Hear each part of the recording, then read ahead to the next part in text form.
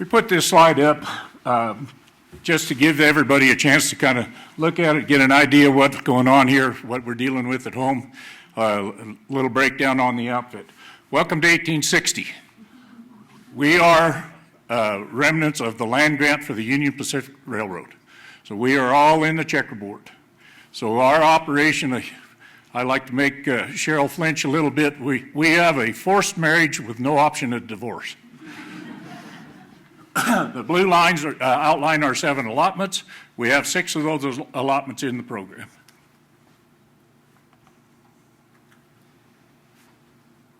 Okay. Okay. Told you I like to move around. Communication is a key, just like the previous program. There's a lot of similarities there. We have a long-time working relationship with the positive relationship with the BLM. We really turned the corner a little over 30 years ago. I worked with a range con at that time. We worked together for about 8 years, and she moved on to other things, and we started working with Cheryl. We have a unique situation that we have been working together for over 25 years. She knows our operation inside and out. She is a critical member of our management team, and we all kind of laughed when you talk about having an annual meeting. We have weekly. I mean, we talk all the time. She knows what's going on and why. Go ahead. Over the years, we've done a lot of different things. Ours is kind of the same as the previous one. We did make a lot of changes. We've already been through all that. In the 80s, we were a part of the Upper Muddy Creek CRM. And so we were working with the environmental groups, the local concerned citizens. We got a lot of exposure at that time. Had a real opportunity to do a lot of educating for the people on the ground. We built a lot of working relationships with that. From that, we moved on into, we attempted to put together a CCAA for sage grouse over the whole operation, working together with the mineral companies developing oil and gas in the area. We had all the same players at the table for a long period of time there. We struggled with it quite a bit. When Wyoming put in the core area concept, that kind of put an end to our effort there. It wasn't going to work anymore, so we dropped it. But we built those working relationships. So as we've been moving forward with this, we send out the information, and we don't need to have meetings. There hasn't been any requests for meetings. We just send out the information, and quite often they come back and say, how can we help? But we never get any negative contact. We've done a lot of tours, stewardship tours, and referenced here, we've done a couple of big stewardship tours on the ranch, showing people what we've been doing, how we got where we're at, and historical tours. We had the museum people come out, and we did a big drive-through and showed them a lot about the Continental Divide, the different stage routes through the area, a lot of the history of the area. We're kind of tag teaming this, so bear with us. So like Niels said, we've been working together for a long time with a lot of different partners, ranges from conservation districts, University of Wyoming, Extension, helping us monitor. And our latest project last summer, huge monumental pipeline project where there wasn't much water for antelope or elk, 18 miles on Delaney Rim, and we had a lot of financial support and other support like from Game and Fish and others. So we have a long history of working together and collaboration, and that is crucial to make these kind of projects work and the flexibility work. We've worked before, we work for the common goal. We try to make sure that anything that happens, we keep the eye on the ball. The ball is the land. Take care of the land, and everything else will come out good. We put a little planning into the project. A well-planned project is going to benefit livestock and wildlife alike. There is no such thing as a bad project if you think about it a little bit. Just take a few minutes. So I'll talk specifically about the BLM side of the outcome-based project. We actually put out an EA, and I'm going to go through the components of that EA and how it changed. The big one is this slide. 20% increase on allotment, high elevation allotment. It's the second increase on this allotment in 20 years. We have been monitoring with the university cooperatively since the 90s. Monitoring techniques change, things change. We enjoy new things, trying new things. When AIM came out, we jumped on the bandwagon. We believe knowing what's out there is our best defense. And so that's what we do. So in this case, it's a win-win for both of us. And I don't know how many RMPs talk about increased AUMs, but ours does. So I don't know across the West if that's a common component. I didn't do research, but it's definitely a focus for our office.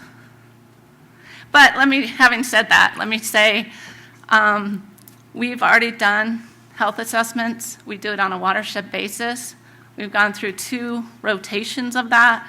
His allotments are meeting standards. They're also meeting grouse objectives, which is the big thing in Wyoming. So it's a win-win for everybody. We also analyzed some range improvement projects as part of the EA, a couple cross fences. Threw in targeted grazing, a little different in Wyoming. We are targeting crested wheatgrass. A little bit of cheatgrass, keep it down to a little bit of cheatgrass, but honestly, if you've driven the I-80 corridor, it's crested wheatgrass, right? So that's a little different challenge. Some people would love that challenge. We're going to try to address it and get natives back as best we can. And then we also, on that high elevation allotment, put a wildfire management area. So when lightning strikes in an aspen stand, we can let it burn. And so we're really kind of optimistic about that because there's a lot of lightning. And hopeful that we can meet some of those habitat objectives that we weren't when we burned it 20 years ago. So a lot of kind of different components. We kind of just threw it all in there. Jump in if I leave something out. This is the EA. It was completed in September of 2019, issue-based, had a monitoring plan. I like to say I'm lucky to work where I do and with the people I work with. We got no protest of any kind from anybody. Good thing. I'm glad to be me. And Niels is glad to be him. I know a lot of people have a lot more challenges, but I still go back to the fact if you have monitoring and you can prove you're doing the right thing, you're going to win. And monitoring, like I said, has been a huge component over the years. We are very responsive, not only in day-to-day livestock management, condition management, precipitation, blah, blah, blah, but monitoring. When the elk numbers skyrocket, we're going to monitor that. When grouse is a big deal, we're going to monitor that. We also, like I said, we got involved in AIM. We're transitioning some of our legacy monitoring to AIM, because a lot of it's LPI, a lot of it's the same, just needs to be redone. But we also had help from the NOC on our watershed assessments to analyze our grouse habitat.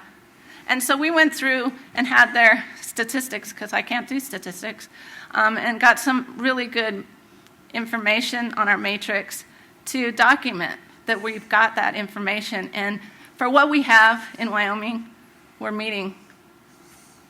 We don't have soil data, we don't have ecological sites, so it's more professional calls. But so far, I think it's working out pretty well, and I think we can document that it's great habitat. So we always monitor together. The ranch, we don't monitor separately. We all go out together, not all of us at the same time, but one at a time, whatever works. And pretty much every summer, we make a commitment to that monitoring. And then, like Niels said, we talk all the time. Okay. The flexibility, like everybody's been saying, is the key. Our operation was started in the 1890s, and we're still running on the same land. So when people say that agriculture is not sustainable, depending on the crowd, I have a variety of answers. This picture in 1912, my great-uncle was developing the ranch. He saw problems at the time. He live trapped beavers and transplanted them into the area. He was needing some additional forage, so he gathered up the teams and the Fresnos, and he went out and they built a 270 acre-foot irrigation reservoir. And then on down the slate, my number 3 grandson is helping his dad build fence on around one of the corrals. So we keep moving forward. Everything is targeted to keep the ranch in business. Certainly, as a family ranch, we hope that the kids want to keep going with it, but we've tried really hard not to pressure it. But we want the ranch, the land, to stay in agriculture, to stay producing for as long as possible. And it's just our dream that the kids are there with it. The flexibility point of view, or part of it, is probably where we made the biggest change because of the outcome-based grazing. We were working on it prior to that, but that gave us an opportunity, the vehicle, to really step it up and move forward. So the way we're describing it, we had a number of 12-month permits when we were a sheep cow-calf operation. When we got out of the sheep business, then the permits were pared down to fit the cow operation more. Well, we stretched those days back out. And the way I've been trying to to explain it to people is we changed the longitude and latitude of our permits. So we stretched the days out so we can be on there more days. And we put together so Cheryl had something to analyze. We were looking at specifically on the west end of that map that we had up. We were looking at several years of severe dry conditions, and there was a real possibility that we may have eliminated our cow-calf operation for a period of time until things straightened out. And so we put together a scenario. Now, if we eliminate those cows, are we going to run out and just buy another cow herd? Well, number one, that doesn't work very good at 7,000 feet and 6 inches of precip. It's been a long record of failures for the people that have tried it. And until we had a reasonable assessment that the dry conditions were over, we thought, well, then the next best thing is we're probably going to run a yearling operation. Well, if we bring yearlings into that high dry country, those are going to be short-term cattle. So we put together the numbers of, all right, instead of running 500 cows for 9 months, now we're going to bring in a whole bunch of yearlings for 3. So that's where we get our longitude and latitude adjustment in that permit. But it was a real life situation. She had hard numbers, and so Cheryl was able to analyze that.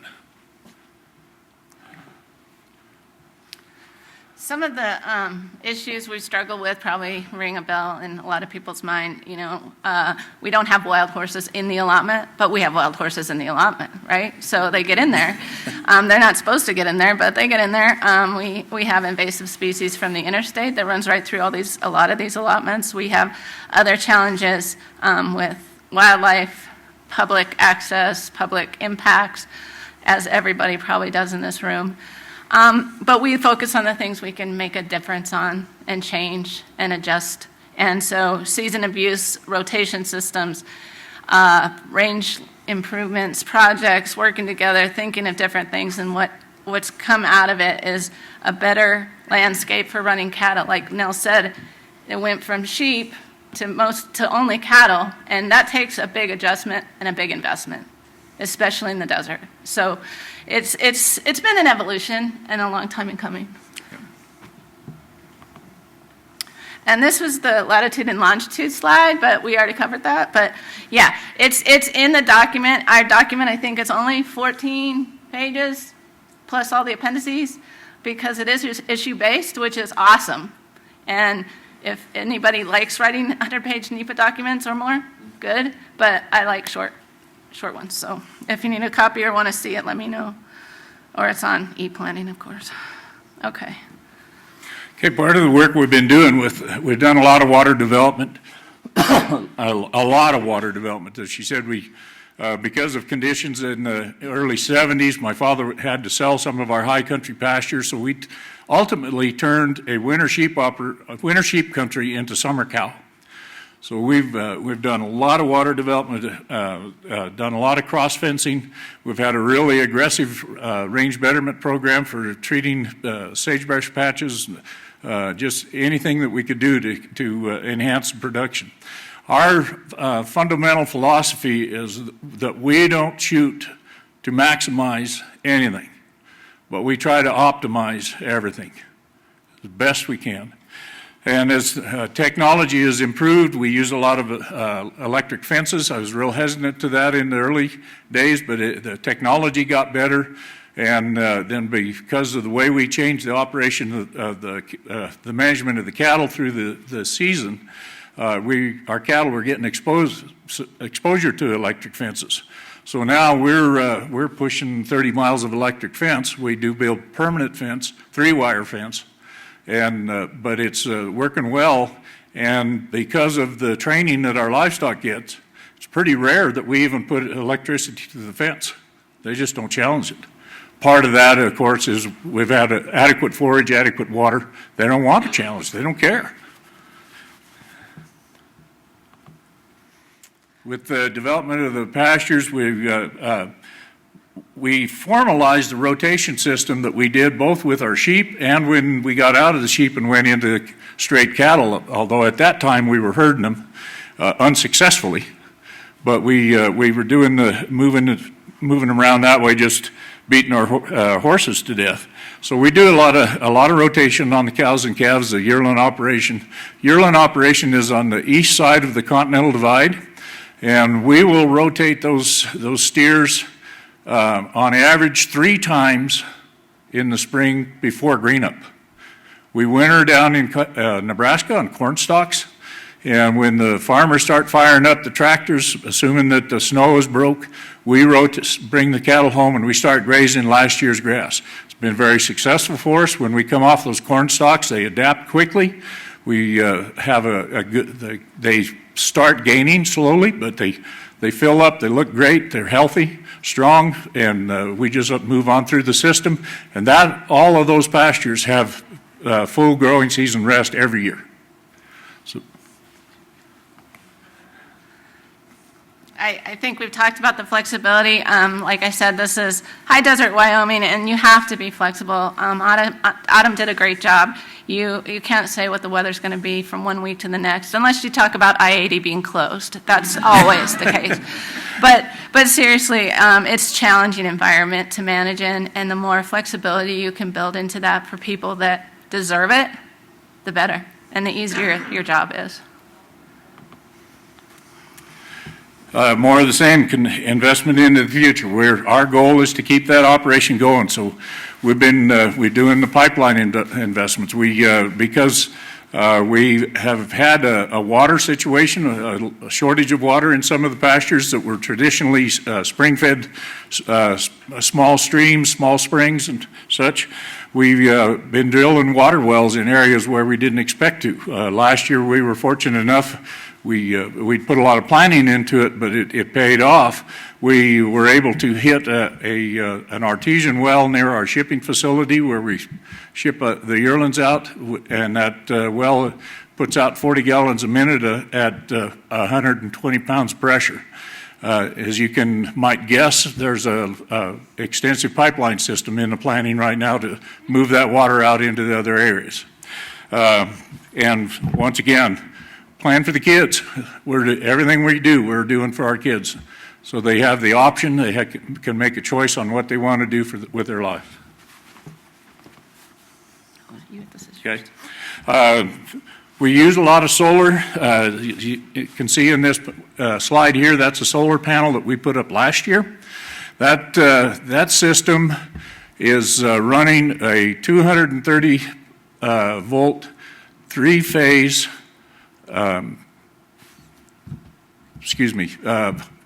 5 horsepower submersible pump that's putting out 25 gallons a minute at 500 foot ahead. And it pumps up to a large storage facility and then runs out on 19 miles of pipeline. And then we got these weather stations that you can see there. We live in an area where there's very little data on weather conditions. With the work the BLM's done, we have had the only data out there based off of the rain gauges that they put in. We've been a firm believer in that, but now we're adding three weather stations that will work together with the University of Wyoming system, so we'll be filling in some of that gap. And then I can't even count the number of tire tanks we've got out there anymore. Through the course of a year, my son and I, between the cow operation and the yearling operation, will pump, I think it's 78, 79 water wells on the operation. And we have our own service truck. We do all our own water well servicing. And because of the situation and what we were doing out there, we went and got a dealership for pumps. So we're the local dealer for all submersible pumps also. And one of the really cool things that they started doing is using some real-time cameras that they can pull up on their phone and see if the tank is full without driving 100 miles to check it.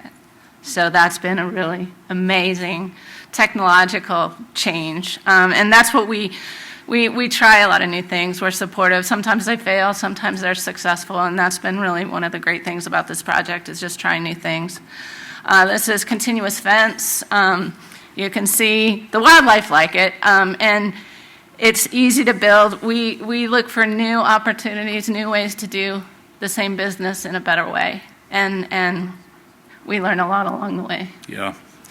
This little pass right here is a pretty heavily used migration corridor for winter elk. It varies with the winter, but this year we bring elk come up out of Colorado and from south of Saratoga and the encampment area on the upper North Platte River. They circle around the southern end of the state, come up, and they'll winter on us, which right now they left us and they're right on the city limits of Rawlins and crawling onto the interstate. But this area right here, it is not unusual that we'll have 2,000 head of elk migrate right through this pass.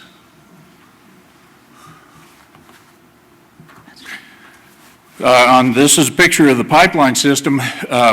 We were the way it worked out, and now we're going to try to implement it into the planning process. By the time we got the permits and everything in place, we got into fall before we could start ripping the pipeline in.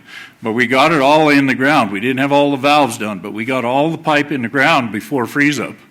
And this is the pictures of how it naturally reclaimed itself. This is I was going to check the month. I forgot to, but I think that is June of the spring after the pipe was ripped in. I do want to thank Outcome-Based Grazing for a lot of this. We were lucky enough to be part of the project, but we were also lucky enough to use some of the money on the ground, almost all the money on the ground, the weather stations, some of the pipeline. Most of the stuff we've used is for on the ground, cost shared kind of range improvement. So that's been awesome. Next slide. Monitoring by objective, not by ownership, as Cheryl said and heard before. We want to know what's going on the land.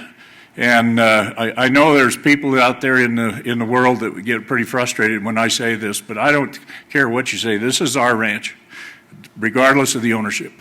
This thing is on our shoulders to maintain. It's for us to take care of while we're there. And I don't care where the line is. If something needs done, we're going to do it.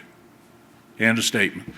That's just the way it's going to be. If we got to monitor it, if we need to fix something, it doesn't matter. We're going to get it done. That's it, guys.